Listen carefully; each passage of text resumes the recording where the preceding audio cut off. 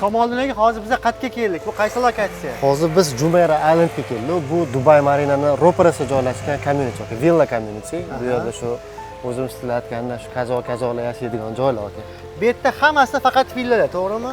Hammasi villa, townhouse'lar bor, ya'ni o'zimiz tilayotgan kichkinaroq uchastkalar bor. Lekin ko'pincha villalar hammasi.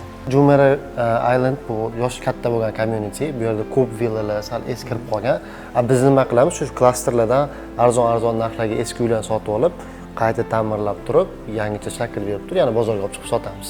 Hozir nechta villani shunaqa qilyapsizlar? Xo'p, o'zi Jumeirah bu yerda har bitta klasterda 16 dan villalar bor. Biz hozir bitta klasterda olganmiz, monopoliya qilish uchun. 14 ta villa o'zimizniki. Hozir yaqinda bittasi arendada turgan, u tugaydi, keyin uni ham boshlaymiz. Xudo xolasa 1 yil ichida polniy shu yerda o'zimiz narxini o'zimiz boshqara olamiz. Umumiy hisobda bu mana bitta villa necha sotik yoki nechta xona? Shu umumiy xuddi shu villamizda misolda aytaman aka, 10,000 square feet deymiz, u gazeta 1000 kvadrat metrdan sal balandroq aka. 4 ta yotoqxonali. Narxi-chi? Narxi xuddi shu villamizniki dirhamda 25 million dirhamga, dollarda 6 million 8 ming. 6 million 800 ming dollar. Shu villa. Xuddi shu villa. Endi bu villaga qancha pul ketadi o'sha remont uchun? Xo'p, villaning o'zini narxi, tan narxi bizga 3 millionga tushgan, aka. Bunga aka gazetda 2,5 millioncha o'zimiz pul kirgizganmiz, chunki biz renovatsiya qilayotganimizda ko'proq kачествоga e'tibor beramiz. Va ko'rsangiz ham aka, hamma narsa neoklassika usulda estetichna qilib qo'yilgan, просто так qo'yib ketilmagan. Har bitta ko'rib turgan skulpturalaringiz ham aka, dizaynerskiy podxod bo'lgan. Hamma misol uchun bu yerda Day to Day degan magazin bor. Ko'p kishi renovatsiya qilayotganda narsalarni shu yerdan olib keladi. 15-20 dirhamli narsalarni olib kelishadi. Bizda esa hamma narsa boshqacharoq. Keyin sotuvda jarayoni qanaqa bo'ladi? Mana remont boshlandi. 16 ta villani sotib oldinglar. Keyin uni remonti boshlandi. Remont boshlangan payt sotuv boshlanadimi yoki remont tugagandan keyin sotuv boshlanadi? Shu jarayonni bitta tushuntirib bering. Bu narsa juda ham oson aka. Biz aytaylik, uyni oldik, ko'rdik. Uy bizning nomimizga o'tdi. Biz o'zimiz bunga dizayner olib kelamiz. Dizaynerimiz bizga broshura qilib beradi. Что uyni qayerlarni qanaqa remont qiladi. Misol uchun gостиныйga alohida rasm renderlari bilan, oshxonaga renderlari bilan, keyin ishlatadigan mahsulotlarimizni ro'yxati bilan qilib beradi. Keyin biz u narsani bozorga chiqaramiz. Klient misol uchun ko'radigan bo'lsa, yoqadigan bo'lsa, kачествоdan, rasmlardan kelishadi. Bu endi tipi show villa aka, kelishadi. Xuddi shunaqa kачествоda yetkazib beramiz. Ma'qul keladigan bo'lsa, oldindan to'lov qilib ketishadi. Bitta villa sotib olindi, unga remontiga pul tikildi, ya'ni 1 yilga yaqin vaqt ketdi. Taxminan qancha foyda qiladi o'sha kompaniyaning egasi? Kompaniyaning egasimi yo investormi? Investor. Investorga keladigan bo'lsa, aka, gazetda xuddi shu uylardan 1 million dollarcha foyda qiladi. Demak, 16 tadan 16 million dollar bor. Bitta tushuntiraylik, mana shu oshxonani o'ziga aka nech pul ketgan? Oshxonani remontiga. Oshxona deganimizda aka, endi qarang. Bu yer ovqatlanish zonasi hisoblanadi. Oshxona shu chiziqdan bu tarafini olamiz aka. 280 ming dollarda ketgan aka, dirhamda 1 million dollar kirib ketgan aka bu yerga. Chunki har bitta ishlatgan narsalar aka millidan birinchi o'rinda aka. Kamoliddin aka 280 ming nimaga ketgan bu yerda? 280 ming. Aka texnikalarga ko'proq ketadi. Ikki joyga. Texnikalari ko'proq ketadi aka. Misol uchun mana bular endi vinoga, biz o'zbekchilikda narsa juda mashhur emas, lekin Yevropaliklarning o'rtasida uylarda vino saqlab, vino kolleksiya qiladiganlar ham bo'ladi. Endi vino ichadiganlar shular uchun qilib qo'yganmiz.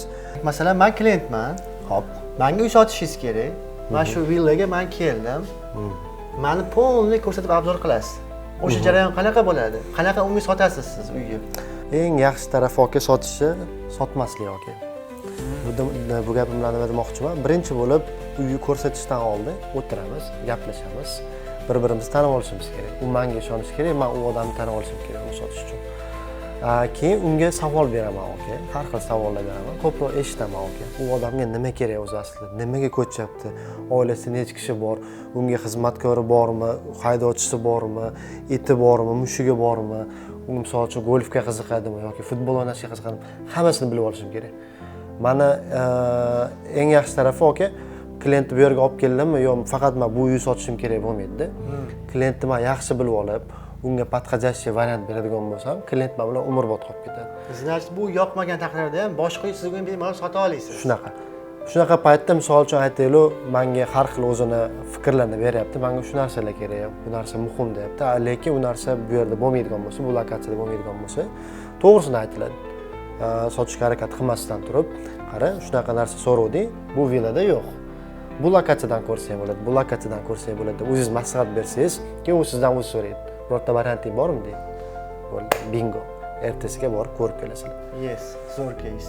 Nechta odam ishlaydi bu yerda qurilishda? Hozirgi paytda shu obyektimiz, ya'ni bitta klaster ichida 100 tadan ko'p odam bor. Ba'zi 150 tagacha ham chiqadi. Endi u zakazimizga qarab turib, chunki ba'zi uylarimiz ertaroq topshirishimiz kerak bo'ladigan bo'lsa, ishni tezlashtirib boramiz. 150 tacha odamimiz ishlaydi. Mana shu vaziyatda sizni pozitsiyangiz, ya'ni nima ish qilasiz bu yerda? Meniki juda ham qiyin emas aka. Chunki meni ishim, endi men broker bo'lganligim uchun bozordagi eng yaxshi zelkalarni topib berish. Ya'ni bozor narxidan pastroq bo'lgan uylarni topib beraman. Investorga siz bozordagi eng arzon, boshqalardan arzon turgan joyni sotib olib berasiz. Sotib olib beraman. U investor o'zi odam yollab turib renovatsiya qiladi, ya'ni remont qiladi, keyin uni o'zim sotib beraman. Lekin renovatsiya jarayonini men o'zim kelib turib ko'proq tekshirib turaman. Shuning uchun haftada kamida bir marta kelib, orqa taraflarga o'tib, qanaqa progress bo'lyapti yoki nimasi noto'g'ri, shuni aytib turaman. Chunki investor bu yerda yurmaydi-da o'zi. Investor qayerdan, qaysi davlatdan?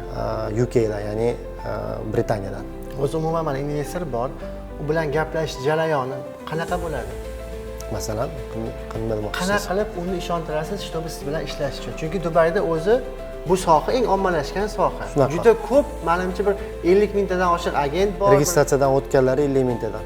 Ko'p. Значит, undan ham ko'p. Da, где-то 80 ming, 90 mingga borib qoladi, aka. Shularning ichida nimaga aynan u siz bilan ishlashi kerak? Shu yechim qanaqa bo'ladi? Oldinroq aytganimdek, aka, doim nima deydi? To'g'ri gapirish kerak, yolg'on gapirmaslik kerak. Chunki ko'p agentlarni taniyman, endi ismini aytmaymiz. Uy sotish uchun aka katta narsalarni va'da berib yuborishadi. Bu narsa qilmaslik kerak, chunki puli bor odam o'ylay jinni bo'lmaydi-da. Hamma narsalarni analiz qila oladi. Chunki bu yerda hamma narsa ochiq.